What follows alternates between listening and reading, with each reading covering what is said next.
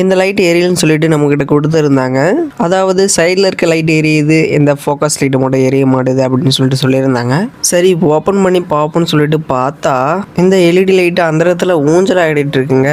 சரி இந்த லைட்டுக்கு நம்ம எதனா முட்டு கொடுப்போம்னு சொல்லிட்டு பார்த்தா பிஞ்சிட்டு வந்துருச்சு. இதுக்கப்புறம் தான் நமக்கு வேலையே.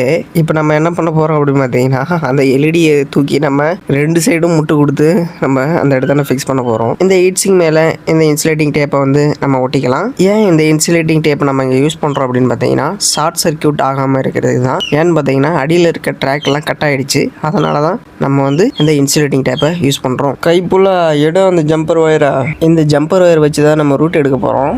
ஜம்பர் ஒயரை சின்னதாக கட் பண்ணி நம்ம வந்து சால்டரிங் பண்ணிக்கலாம். அதே போல் இன்னொரு டெர்மினையும் நம்ம சால்டரிங் பண்ணிக்கலாம். இப்போ நமக்கு 2 டெர்மினையும் நம்ம வந்து சால்டரிங் பண்ணி எடுத்துட்டு வந்தாச்சு. இப்போ இந்த ஜம்பர் ஒயர் வச்சு தான் அந்த எல்இடிக்கு நம்ம முட்டு கொடுக்க போகிறோம். நிற்குதான்னு பார்ப்போம். நிற்கல ஒன்றும் பண்ண முடியாது. அதனால் இந்த ஷார்ட்ஸை கடைசி வரைக்கும் பாருங்கள். ஒரு வழியாக நம்ம ரூட் எடுத்தது சக்ஸஸ்ஃபுல் ஆகிடுச்சு. இப்போ லைட்டு நமக்கு க்ளோ ஆகுது.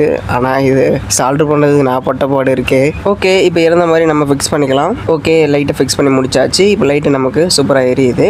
ஆனால் இதில் என்ன ப்ராப்ளம் அப்படின்னு பார்த்தீங்கன்னா, நம்ம பண்ணது வந்து பர்மனன்ட் சொல்யூஷன் கிடையாது. ஏன் அப்படின்னு பார்த்தீங்கன்னா, உள்ளே இருக்கிற எல்இடி லைட் வந்து ஹீட் ஆகும். ஹீட் ஆகும்போது நம்ம வந்து ஜம்பர் அடித்த அந்த ஜம்பர் ஒயர் வந்து கட்டாக வாய்ப்பு இருக்குது. அப்போ ஏன்டா அந்த வேலையை பார்த்தா நீங்கள் கேட்கலாம். ஆனால் எனக்கு இருக்கக்கூடிய இந்த கிறுக்கு மைண்டு சும்மா இல்லை. அதை நான் ஒன்று பண்ணிடணும்னு சொல்லிட்டு பண்ணிட்டேன். ஏதோ என்னால் முடிஞ்சது ஒரு அட்வைஸ். என்னன்னு பார்த்தீங்கன்னா, இந்த லைட்டு என்னோட ஃப்ரெண்டோடது. அவன் வாங்கி 2 நாள்லேயே இந்த கம்ப்ளைண்ட்டு.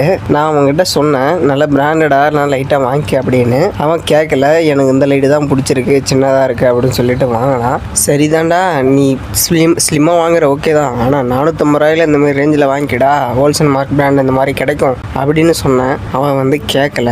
நானும் அட்வைஸ் பண்ணி பார்த்தேன், அவன் கேட்கல. சரி பட்டு திருந்தி வரட்டும் அப்படின்னு சொல்லிட்டு நானும் விட்டுட்டேன். கடைசியாக நம்மக்கிட்ட தான் வந்து நிற்கிது அந்த லைட்டு. நம்ம சேனலை சப்ஸ்கிரைப் பண்ணி வச்சுங்க, இது போல் வீடியோ வரும். இந்த செய்தி தொடர் முடிவடைகிறது. நன்றி, வணக்கம்.